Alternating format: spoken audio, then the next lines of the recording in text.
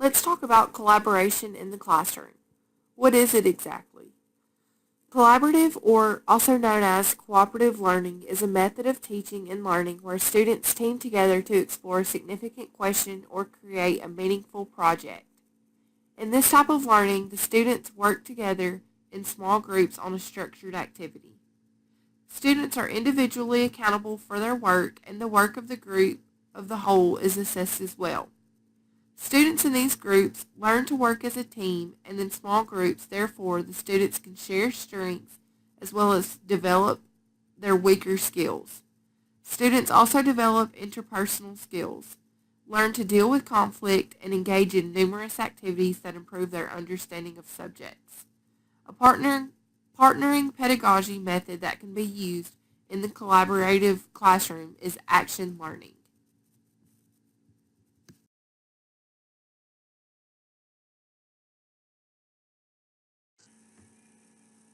So is action learning through collaboration, cooperative learning effective? Yes, absolutely. Students are able to have input with their interests but allowed options and choice.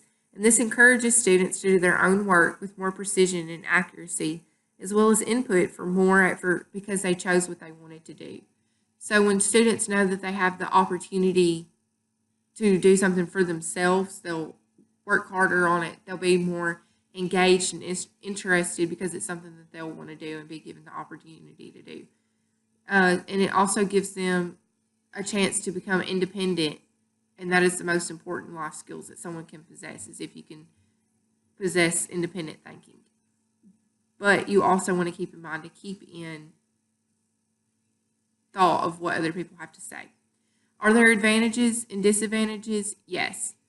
But I would strongly agree that there are more advantages than disadvantages.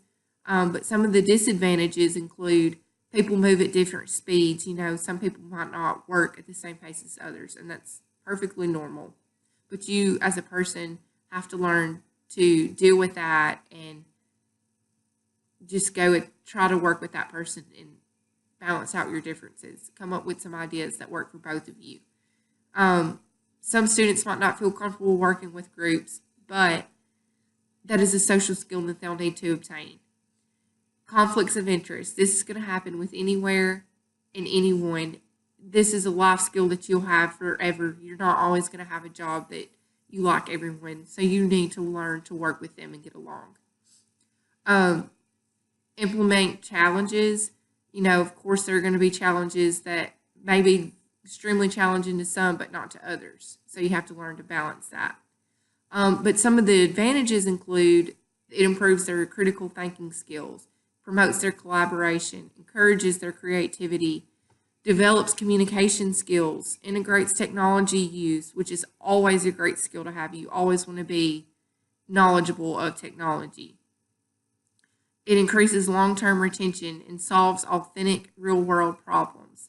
So, as I said, there are many more advantages to doing collaboration in the classroom versus the disadvantages. But the disadvantages are important to bypass, or not to bypass, but to acknowledge and accept and teach the children how to work together, and that this is a skill that not only will they use in this classroom, but throughout life.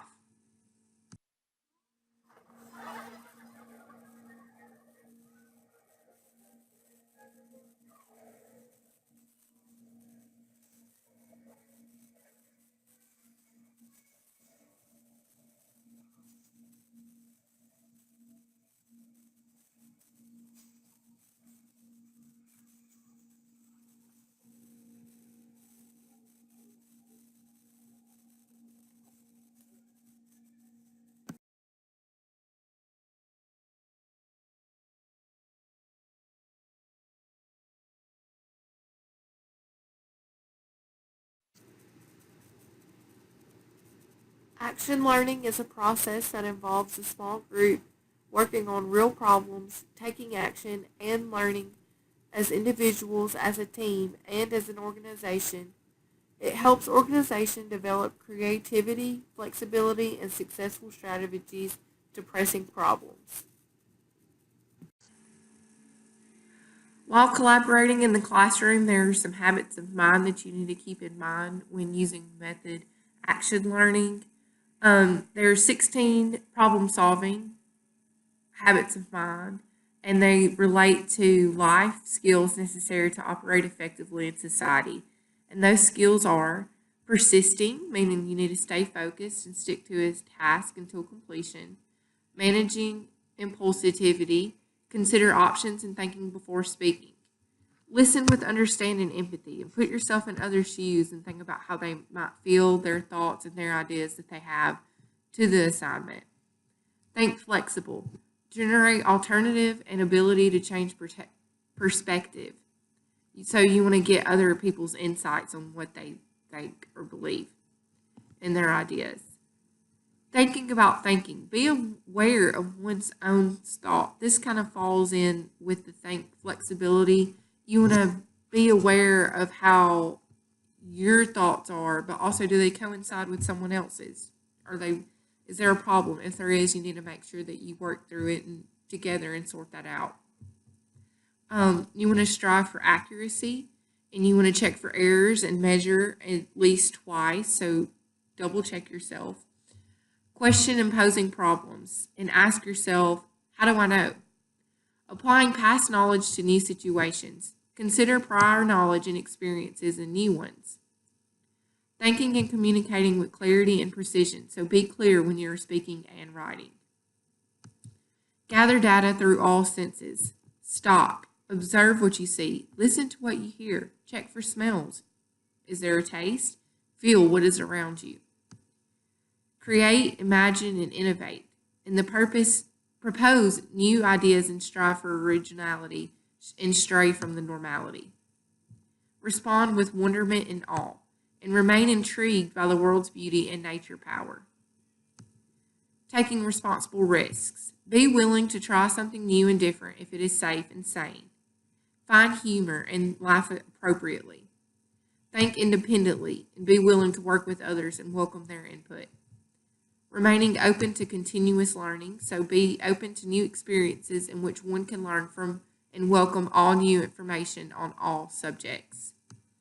And partnering pedagogies provide a rich opportunity for students to deepen their knowledge, expand their range of technology skills, improve appreciation of thinking tools, processes, and strategies.